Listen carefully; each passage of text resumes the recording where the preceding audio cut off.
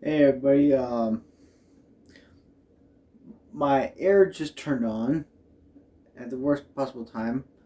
I was expecting it to not be on during this video, at least not right away. But anyways, I'm back. I'm back with Baratie. I'm back in my usual setting. And I just want to mention a couple things at the end with my last video. One thing I want to mention is with Syrup Village. That was like the first time we actually see Luffy display leadership qualities, and because he tells Zoro to go after Usopp to help him and all that stuff while he's dealing with Kuro. And oh yeah, and another thing that I want to point out, I don't know what the heck I was doing at the end when I was doing this. I guess I was just trying to get to something fast or something, but that thing that I was doing, yeah, I saw the video, I uploaded it, I was trying to cut out as much of that stuff as I could. I guess, with me, I just talk with my hands, but I did that little thing. It just went on a little bit longer than I thought. And by the way, I did get a new camera. Well, I got a new phone, and I use the camera on my phone while I'm recording these videos. So this is the first time I'm using this one, so let's see how that goes. But anyways, on to Baratie. This I took like totally not Mark. I did watch his videos. I'm not going through this blind like he is. I mean, I know the story, but when he was saying that that there was a lot of stuff that happened in Baratie, I mean, I remember watching and reading it back in the day. I didn't know that there was a couple things, but dang, I mean, while I was taking notes, I took one, two, three, four full pages of notes. So I'm gonna do my best to cut this down and make this as fast as possible. Um, so this video might I'm already anticipating this video will be like an hour long. So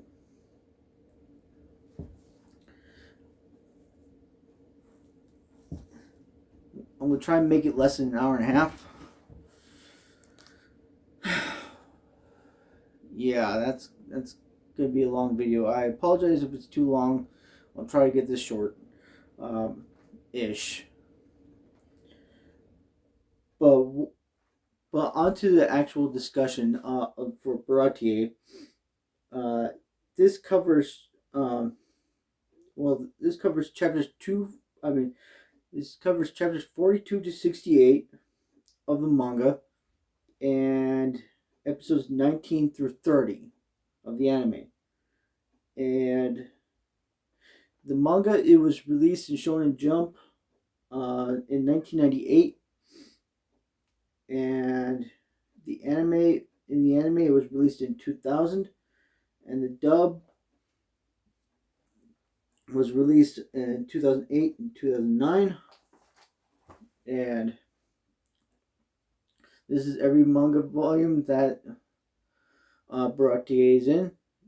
Starts with 5 and it ends with 8.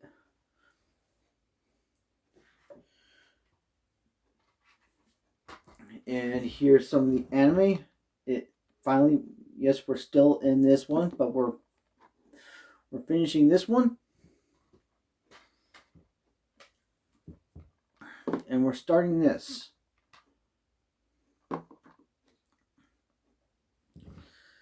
Also, got the images from either on one side.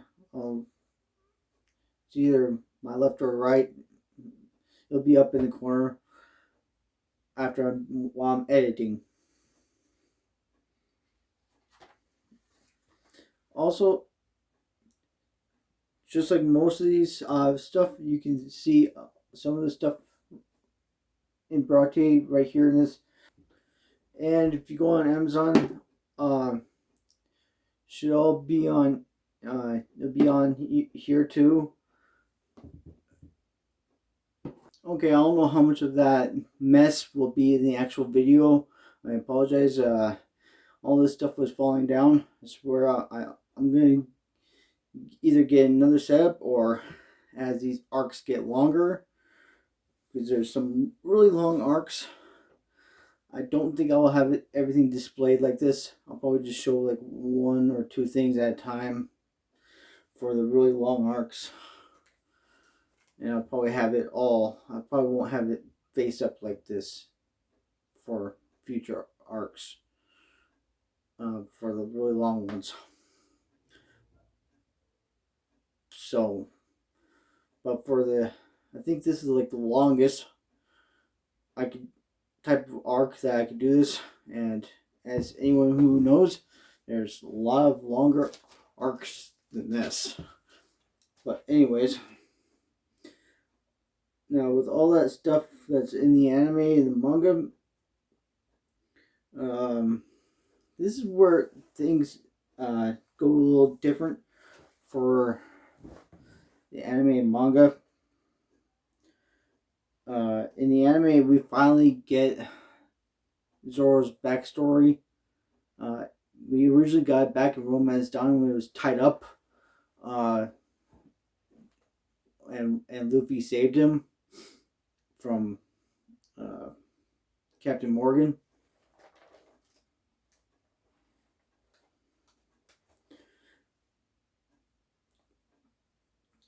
But anyways, starts off with Zoro's backstory.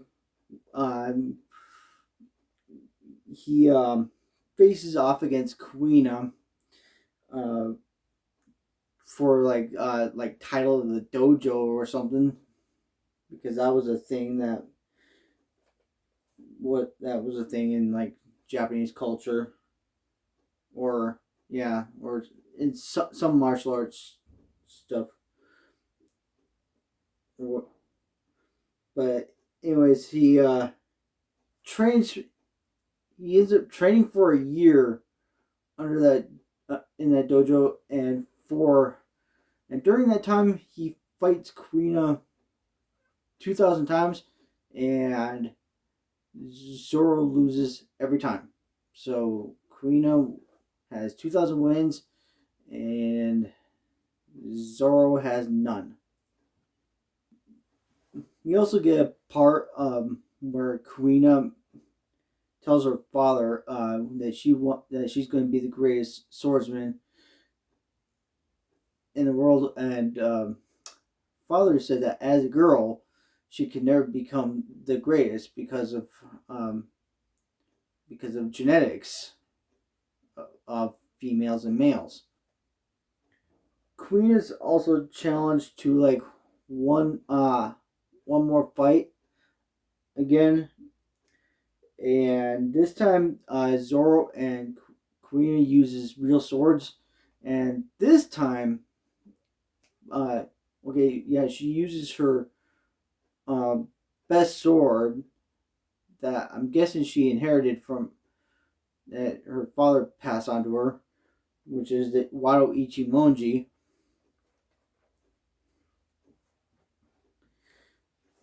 Which is the same sword that Zoro keeps carrying around in the present time.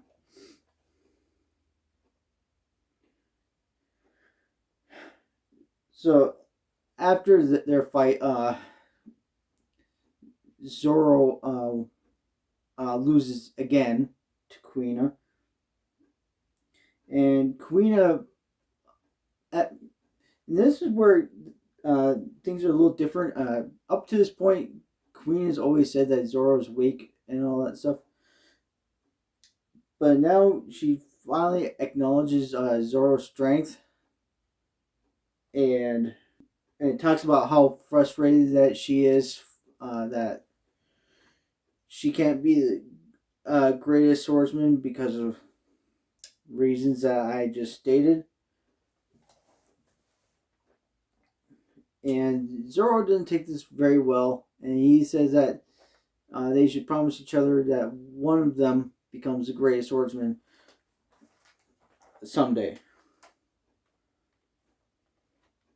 So shortly after this, Kuina falls down. It's off screen. It's not shown in the manga or in the anime, but she falls down some stairs or something, and she ends up dying. Makes me wonder how bad those stairs were, or how she landed. That caused her to lose her life in the fall.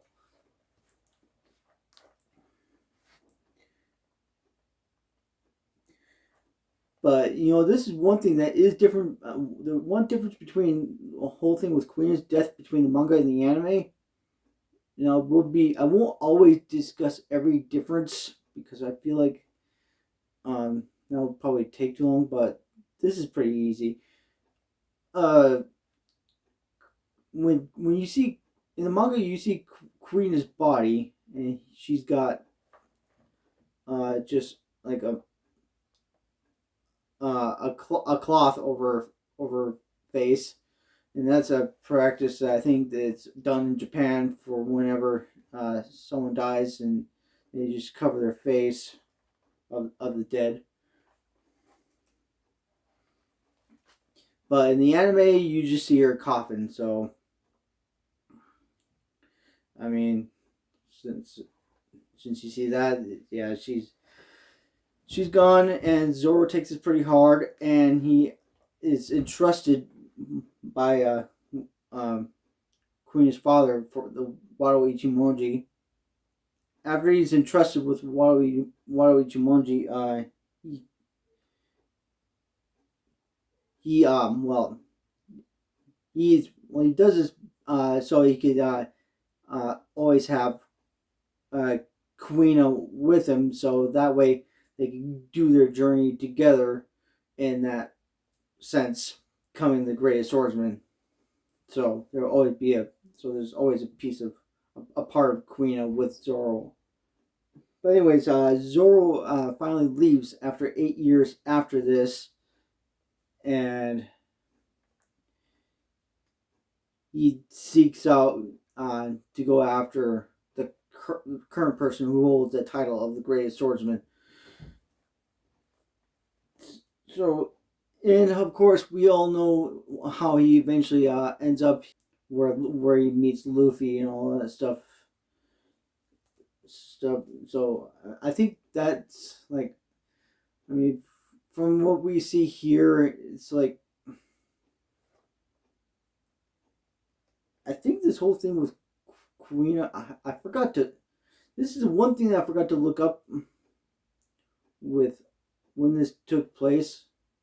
I'll just make a note over here, so that is my bad. But I'm guessing this was probably about, like, Queen died like about, I think, 10 years before the current storyline. So, because it was like Zoro showing like 8 years after leaving and all that stuff. So it's at least 8 years minimum, max of like 10. Finally, cut to the present time, and this is where things start off in the manga, but in the anime we finally get to this point where Luffy and Usopp are having target practice with their new cannon on the ship, and they kind of shoot at a little piece of land out in the distance. I wouldn't really call it an island. It's kind of, well, I guess by definition it's still an island, maybe, but it's really small. But actually, you know what? I think it's just like a big rock structure. After Luffy and Usopp's target practice, they're having dinner, and they discuss what they should get next. everyone is on the same page that they should all get a cook, and it even seems like Luffy's going to say that, but we're kind of thrown off, and Luffy ends up saying that he wants to get a musician, to which everyone gets annoyed, saying that they thought that he was going to say something smart, but he ends up saying that he needs a musician, and he eventually does say that they need a cook, but Nami does offer that this actually Nami actually offers here to be the cook if they pay her. Now, it's a good thing that they don't really have her do that, because Nami will probably charge a ridiculous amount.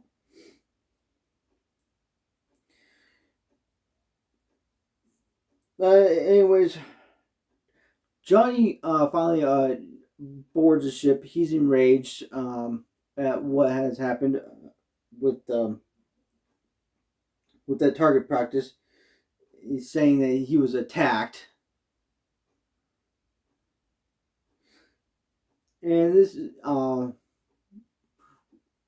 and we also finally hear name Hawkeye, and this name gets the Zoro's attention, and so finally get this is the first mention of Zoro is aiming for. He's I guess the current best swordsman is Hawkeye.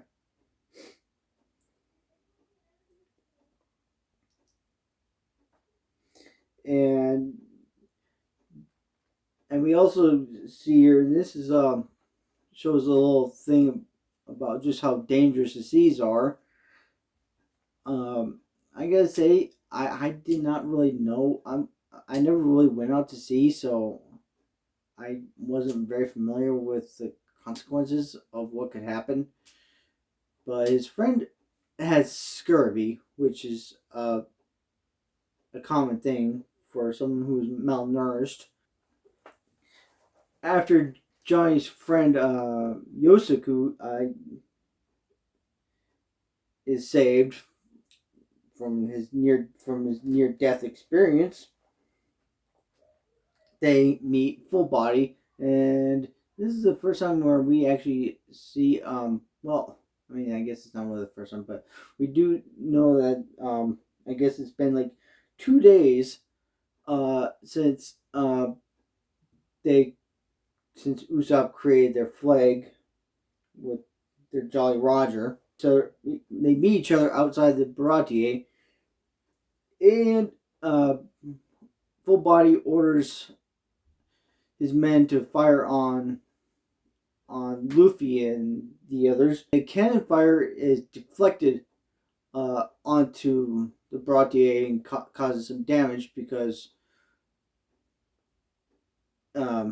well, I won't get into all the details. I'm not going to state every single thing that happens, but it gets deflected onto the Baratie. Actually, you know what? Right before that cannon fire happens,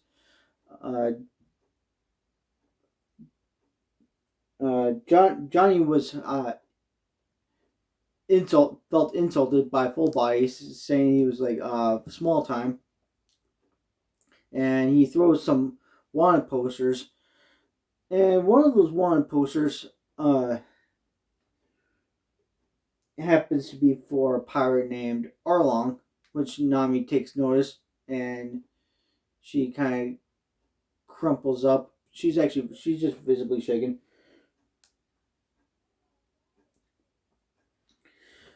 So now we actually get the consequences of that whole thing, and this is where Luffy should have pinned this whole thing on the Marines, but oh yeah, I guess I did mention that Full Body was a Marine, so there we go. I mentioned it now.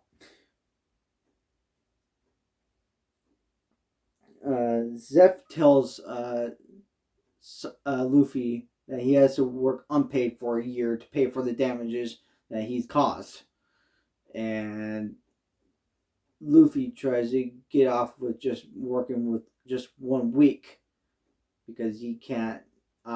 He needs to get out to sea, go out to the Grand Line, and Zeph tells Luffy if he values his time so much, then there's another way to pay the price, and that's for with his own leg, which Luffy says that's pricey, and Zeph just kind of smirks and says, "Well, he's got Luffy's attention." And that is pretty damn pricey. That is a steep price to pay. Lose your leg to get like off with so much time working unpaid. Finally introduced to Sanji, he has his encounter with Full Body and his date.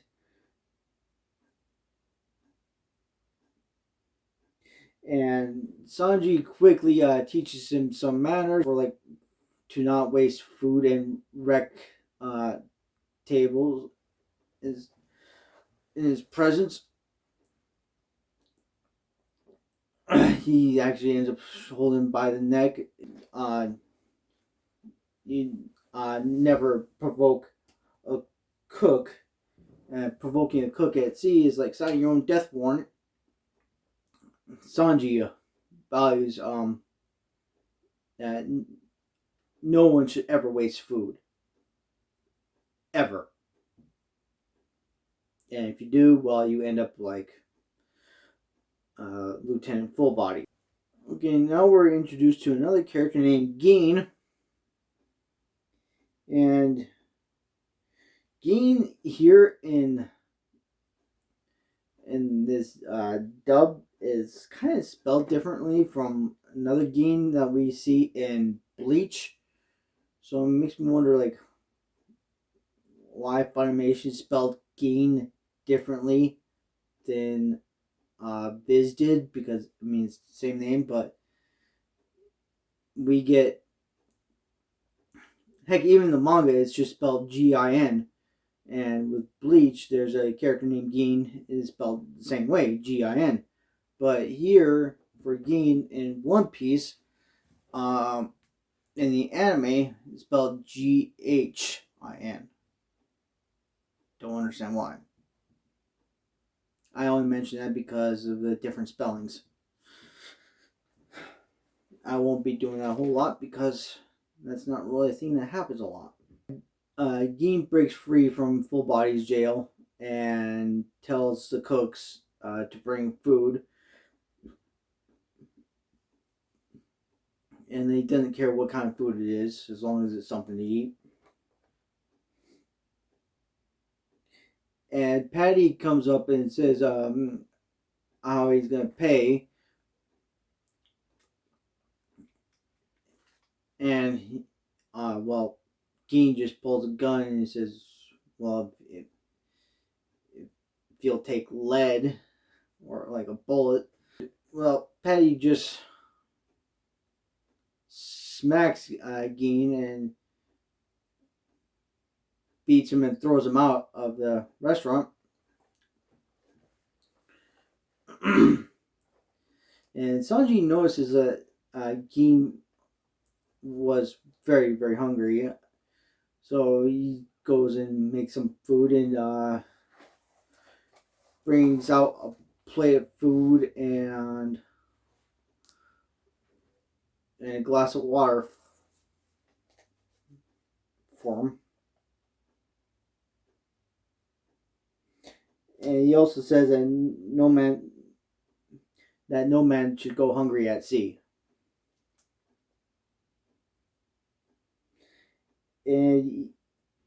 But Gin was being a little stubborn, but Sanji says that Gin should live and struggle for pride worth having, because he can't have pride when he's dead. So, I mean, and I guess that's true. And I guess, that's Sanji wasn't really showing him pity either. He was just saying how it was. Which that's kind of spoke to me in the sense that, yeah, Sanji definitely had some values, and he definitely had some hardships in his past. And we also know that Gin has actually visited the Grand Line, but even though he's been there, he doesn't understand it at all. Of a pirate named Don Krieg, who commands a fleet of 50 ships, which has 5,000 pirates, so that's like 100 pirates per ship.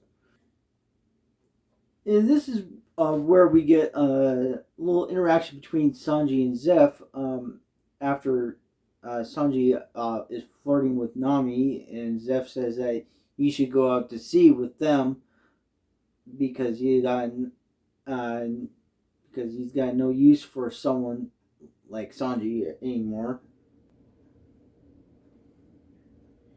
And we finally get to like where Gin meets up with Krieg, saying he'll bring him to the Baratie 4 days later. So they're still at the Baratie, all the whole crew, and Luffy's been working there this whole time, unpaid as promised.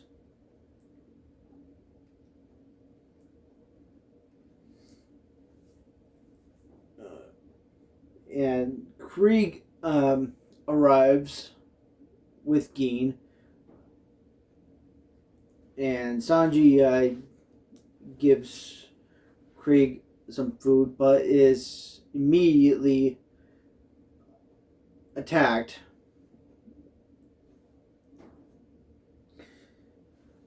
after Krieg regains his strength, which is a very low, dirty move. Just Krieg. Yeah, Krieg is a bastard. Zeph comes up later, brings up 100 meals for the rest of Krieg's men, and Krieg says that they should take this one chance to leave if they want to live, because he wants to take the Baratie for his own ship. And I guess the reason why he wants the ship is so he could resort to trickery and deceive enemy, because up to now he's always used like false like white flags to lure people into a trap, or marine flags, and now he wants to use the Baratie to catch people off guard all the time. Krieg recognizes Zeph as Redfoot Zeph after he's handed the food. So there's some history there. Redfoot Zeph. And he also demands, Krieg also demands Zeph's logbook, which has a year of his journey in the Grand Line. And it's here, that Krieg tells Luffy that he can't possibly conquer the Grand Line because Krieg himself, with his whole fleet of 50 ships, were out at sea for 7 days, and they were completely decimated within a week. And they were beat by one man. Gin reveals that one man was Mihawk, which that catches Zoro's attention. Mihawk catches up with the Krieg pirates right now because he cuts up Krieg's remaining ship in half, and it sinks mostly, but it still stays like on the surface a little bit. Yosuke and Johnny report that Nami has hijacked their ship because they actually are approaching the Baratie. They're swimming, and hijacked the ship, Nami hijacked the Mary. If that wasn't clear enough, if that wasn't obvious already. So how much of a badass Mihawk is? He easily deflects bullets from Krieg's men who fires at him, and Zoro challenges him to a fight, and Zoro does this to fulfill his promise to Kuina. Mihawk's boat, by the way, is a coffin. That's kind of creepy. A little bit. Also kind of interesting. Oh, this part is amazing. I didn't go around like totally not. I remember watching like totally not Mark's discussion for this, and it was this part was amazing, but I didn't go around showing. I didn't go around showing everybody this because, well, I didn't have anyone to show. Specific, at least no one that would care. But Mihawk takes out his smallest blade, and he says, "I'm gonna get this quote exactly right. You wouldn't kill a fly with a cannon, would you?" And he also follows after that. You have no idea how big the world really is.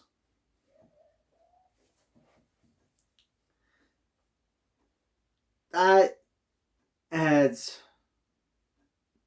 so much implications going forward with One Piece that, yeah, Zoro at this point of this series has no idea how strong and how big the world really is, and how powerful people are that he will be meeting. That small blade, I don't know if I said this, but it's just a small thing, just across about that size. Where's it around his neck? But after a brief exchange with Mihawk and Zoro fighting, Mihawk finally acknowledges Zoro's strength, and he takes out the strongest blade in the world and uses it to cut Zoro down. And at first, he breaks two of Zoro's blades, but the Wado Ichimonji is spared. So yeah, that's a good thing that Wado Ichimonji is such a tough sword. Zoro puts the Wado Ichimonji in its sheath or its scabbard, whatever, and he says that scars on the back are swordsman's shame, and that's when he is completely cut down. And now we get Zoro's oath to Luffy. Another oath. I guess Zoro's just making oaths like crazy. He swears to Luffy that he will never lose again. Which Luffy just is grateful that Zoro's okay, and he said, "Yep, that's fine." And Sanji orders the fins to be raised at this point, so they can have more of a foothold for their fight that they're about to have against the Krieg pirates.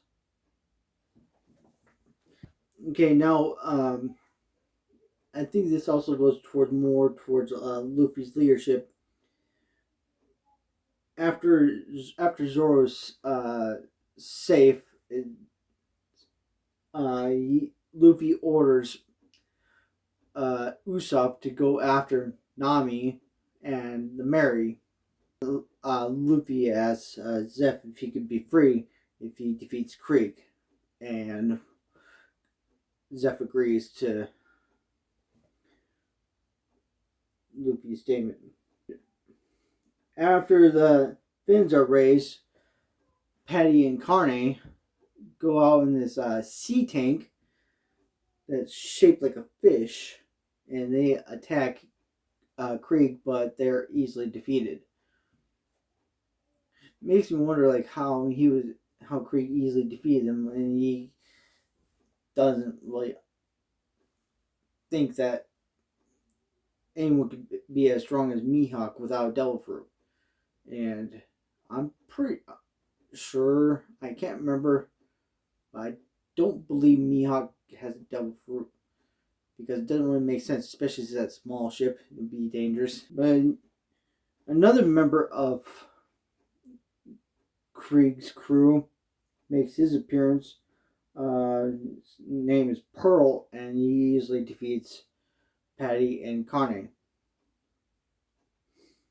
And it is revealed that that Pearl has won all 61 of his fights without any injuries. And of course, it's kind of funny, like right after this, he is hit in the head by Luffy. But now we finally cut down to 9 years ago.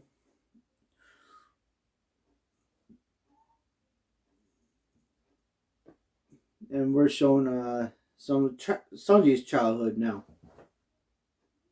And he's on a ship as a kid, saying that he wants to find the all blue to some of these cooks. And these cooks are saying that the all blue is not real, and it's just some tale that some people made up, because they're saying that for like the all blue, that's like be like the east blue, west blue, south blue, and north blue, all merging together in one place, uh, creating a sea where there's fish from all of these different seas. Another thing that's really different with Sanji is he didn't have the same values that he does now, because he was saying like how eating leftovers were gross. So, and he's like, there's these these cooks are eating leftovers from customers that wasn't finished. And I gotta say, most of that would be disgusting, especially if you don't know how what's been touched or whatever. But hey, they make the statement, if they're out at sea, you can't be too picky because you never know what will happen. At this point, two, Zeph returns from the Grand Line from his year-long voyage, and he raids the ship that Sanji's on, which is a passenger ship, and Zeph orders his men to steal everything. A terrible storm hits, and Sanji goes overboard, and Zeph dives into the ocean to go to save Sanji. And right as he does that, a rogue wave capsizes both ships, Zeph's ship and the passenger ship.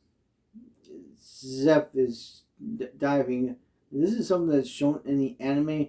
It's slightly different in the manga, but in the anime, he gets stuck from the debris that's sinking with his foot, and he uses a chain to sever his own foot to get free. So that's the origin of his missing foot, because I didn't mention this before, but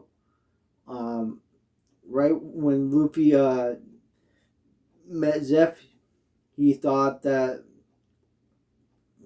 he was the cause for that, for Zeph having peg leg, and now we actually get the origin that, yeah, Zeph actually lost that foot in this flashback.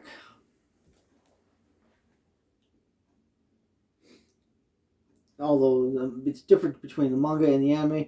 In the manga, he removes it after he returns to land with Sanji, and but that's going a little bit out of order. But before he, after he rescues Sanji, they are Sanji wakes up after the ships have sunk. Here in the manga, we're shown that Zeph severs his one foot after he gives Sanji a bag that has 5 days worth of food, which Sanji rations out for 20. So, yeah, turning 5 days worth of food into 20 days. That's one hell of a diet. After 25 days of being on this, Sanji is finally taking a bite out of his final piece of bread, which is moldy now. So I guess he managed to keep some food for a few more extra days. So that's good on Sanji for. However, after taking that bite from the bread, Sanji loses the rest to the sea. Then he goes for another 45 days. I think the anime shows like 47 days. But in the manga it says 70 days. So, right on the 70th day of them being stranded. Oh, by the way, I didn't mention this, but one thing that Sanji had for that kept him alive too was the way he got water was rain. So he would just drink the puddles of like rain that landed on the area that they were on. And Sanji goes over to Zeph. Now he notices that Zeph still has his bag of food, and Sanji cuts it open. But when he cuts it open, he's shown that all there is just treasure. And at this point, where they're at, treasure really is worthless. I mean, he's not gonna be able to do it. He's not gonna be able to eat that. So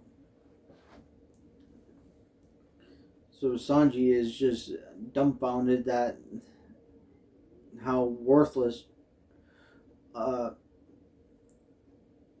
treasure is, because he is so hungry, he's so desperate for food. And also, Sanji actually learns that Zeph has lost his foot, and it is pretty much implied that,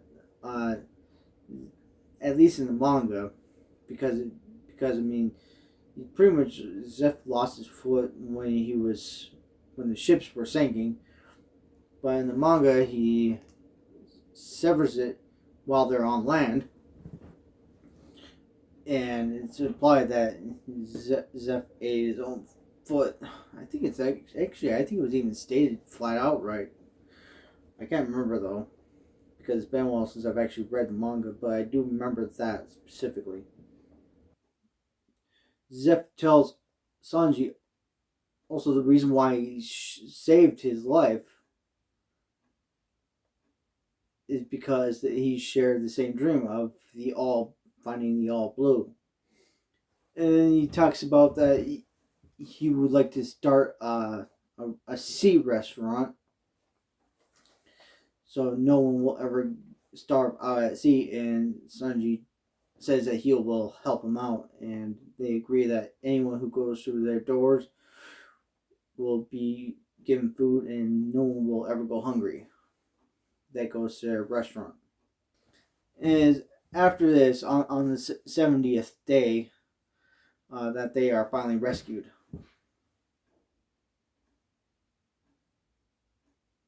So 70 days stuck at sea. If anyone's watching this and they think that um, any of this stuff is like impossible, I mean, uh, I think the human body could go like a few days without water, but Sanji got water constantly from this guy, so Sanji only went without food for 45 days, roughly,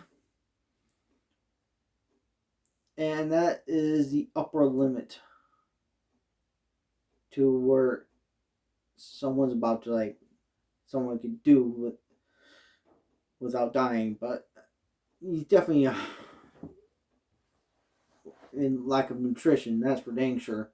And you know the manga and anime shows us very well that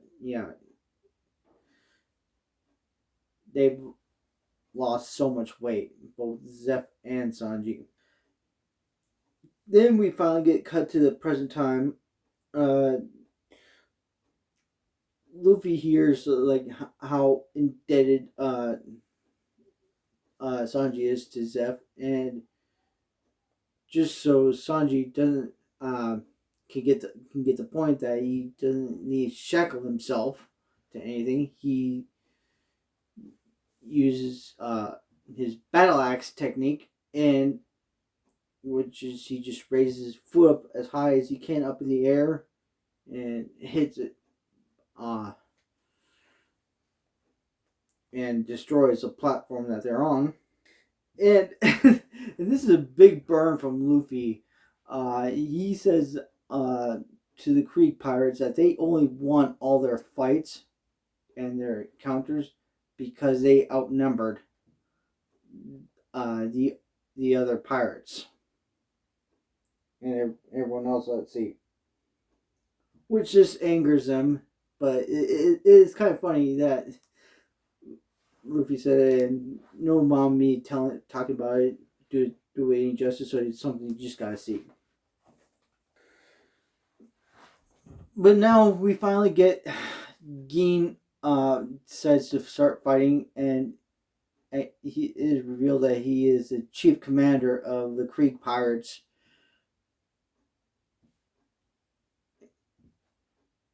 But he can't bring himself to kill Sanji.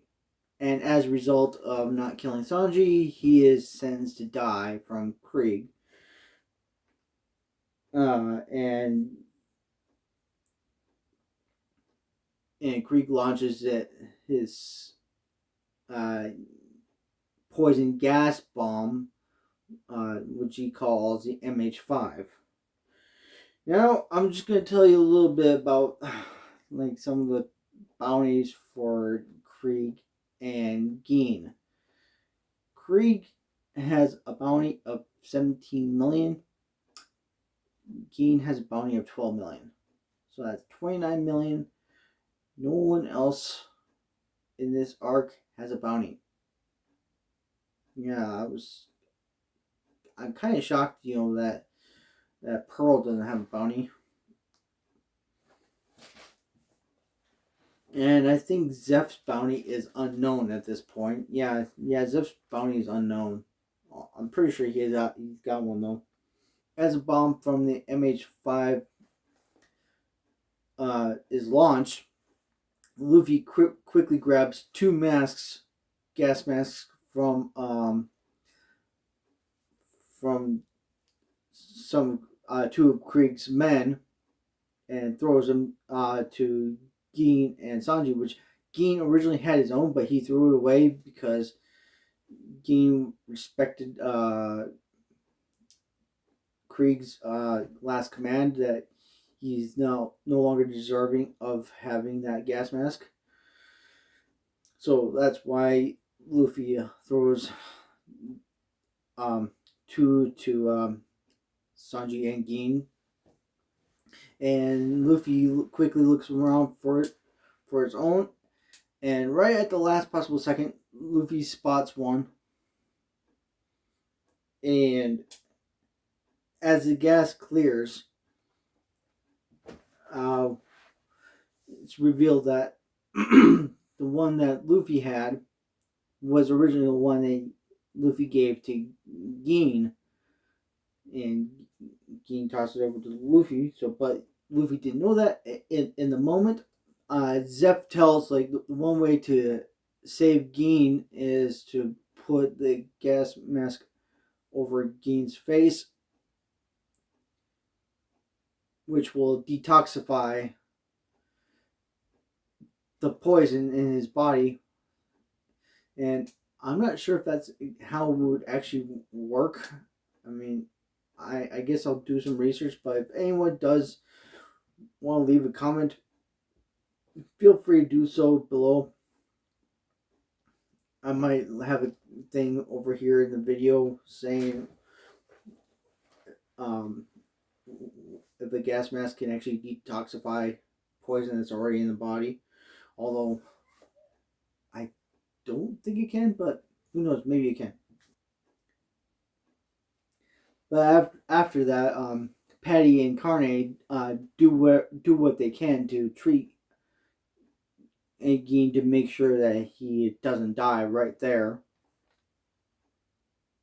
Luffy gets angered at Krieg for mocking his own subordinate's sacrifice.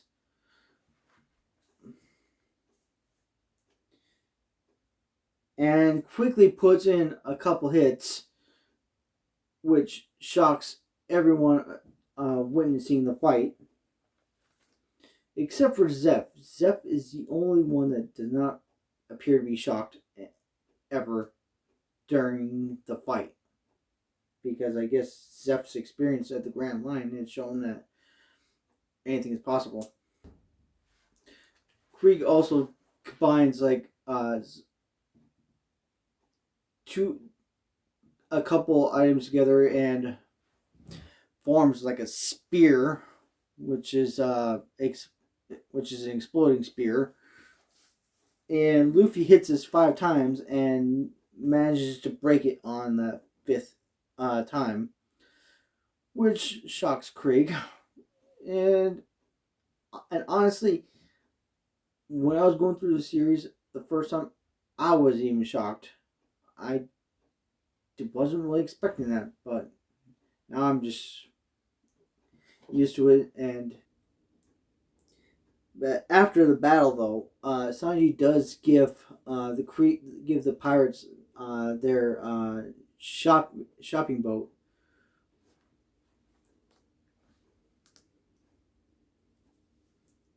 and they leave with Gin leading them for now because, well, Krieg is knocked out, and good thing that Krieg is knocked out right now because you would never leave. Now we finally cut over to Nami. We finally get a little bit insight to her situation, although I'm going to let anyone who hasn't really watched beyond this point, if you haven't seen past this point, you are welcome to leave your guesses to this. But this is what all I'm going to say right here is Nami comments about wanting to join Luffy and the others again, and tearfully wishes to be free, and calls out Bellamir's name. And she does this while sailing on the Mary. She's obviously got some past, and we'll get to that pretty soon, actually. Not in this video, though. Then we get back to the Baratie. We cut back to the Baratie, I should say. The cooks eat some of this, are eating a huge feast, and they're all having some of the soup was prepared, and they all say it's terrible, and this angers Sanji because he's the one that made it, and he said that there's no way in hell it's terrible because while he's the best, and which everyone actually acknowledges this after Sanji leaves in an angered state. But yeah, they actually all say that it actually is really good. That after Luffy says that the soup is amazing, Yosuke actually returns, and this is this is actually pretty funny. Yosuke returns to Baratie in the mouth of a shark, and I don't really. And you know what? That actually has some implications going forward. It's kind of ironic, in a sense. Actually, no, I don't know if ironic is the right word, but I'll just go with that for now. Yosuke reports where Nami was heading, and they didn't actually see where she was going, but from the destination, uh, he concluded that that there's only one possible place that she could be going, although he didn't know why. And now, after this whole arc, Sanji was saying he didn't want to join Luffy, and now he's finally saying he will join Luffy because he's actually taking note that that Zeph wants Sanji to live his own life.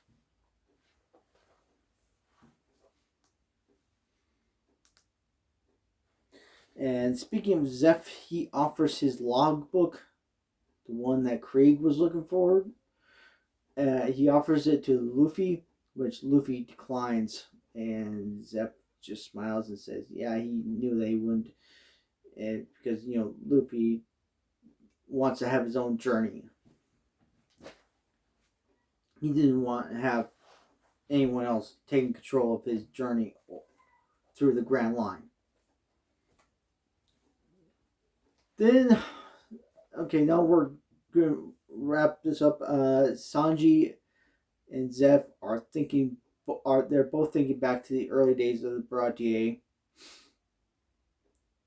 Like Sanji was terrible at preparing food and wasn't always best with cooking either. Okay, now this part was pretty good in the anime. It was such a good farewell. Zeph tells Sanji to take care of himself, which Sanji tearfully thanks him for everything he's done and says that he owes him his life. Then Sanji leaves with Luffy, saying he'll return someday. And Zeph smiles watching them, thinking that Sanji will discover the All Blue and fulfill both his and both of their dream of seeing the All Blue, because that was Zeph's dream, and now Sanji is gonna see that through. I almost said Luffy, but that's what. And the final thing, they cut this all together right at the end to close this up, is Nami arrives at Arlong Park, which we will get to in the next video. So if you like this video, comment below, let me know. I'm hoping these videos are getting better as I go through the series. So if they are indeed improving, let me know. I would really appreciate it. And if I haven't really improved, let me know that too, so I could figure out how I can improve. But either way, like or dislike, comment, and subscribe either way, whether if you like the video or not, because eventually I feel like this whole thing will go somewhere and reveal like a couple things that I want to do in coming future. Is one thing I want to start doing is I'm going to start doing lore videos, and I'm thinking the first lore video I'm going to do might be on the Baratie, because at this point that's the most stuff we know about. We don't really know much of, at this point of the series, we don't know enough about Zoro and where he's from for me to do a lore video about that, or even about Luffy. I don't have enough information for where this series of videos is. Also, I got some other projects in mind. I actually had like a whole bundle. I had a whole lot of thoughts. But anyways, I'll see you in the next video where I talk about Arlen Park, and right now with this current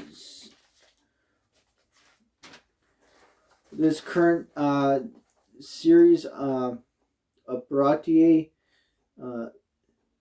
Baratie is 2.3% of 1,200 chapters. Assuming that's how indeed One Piece will be once it's over. It might be a little bit less. It might be like about 1190, but I'm just going to do like 1,200 for now, just to make it a nice even number and make things easy on myself. And then all the way up to this point, from Romance Dawn all the way up to the end of Baratie, that's 5.7%. So we're over 5% done with the series so far. So join me on my next video where I cover Arlen Park, and I also got to read another book for the friend of mine that was in my last video. Now I'll probably have to make a video based off of that book, but for now, enjoy this timeline for Baratie and this One Piece timeline. In fact, I think, just to make things simple for now on, because of how much stuff is in this arc and what's coming up, I won't do two separate timelines, like an arc timeline and a story timeline. I'll just do the story timeline, but I will highlight the stuff that's in the arc. Yeah, I'll start doing that just to make things easier on myself. Because as I get through the series, this stuff is going to be really long. So that's what I'm going to do with the timeline for now. It won't be two timelines, because, even with the last arc, that was kind of difficult. So I'll see you guys in the next video.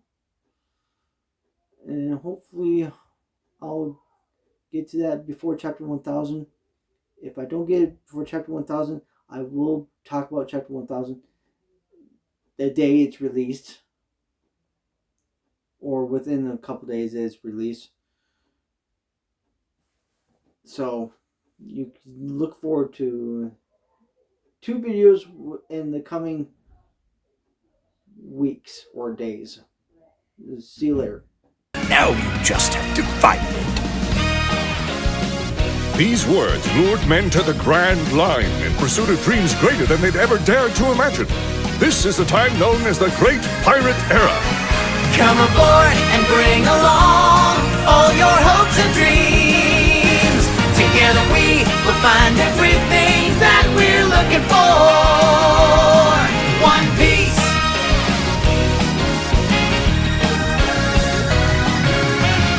us left behind, it'll only slow us down.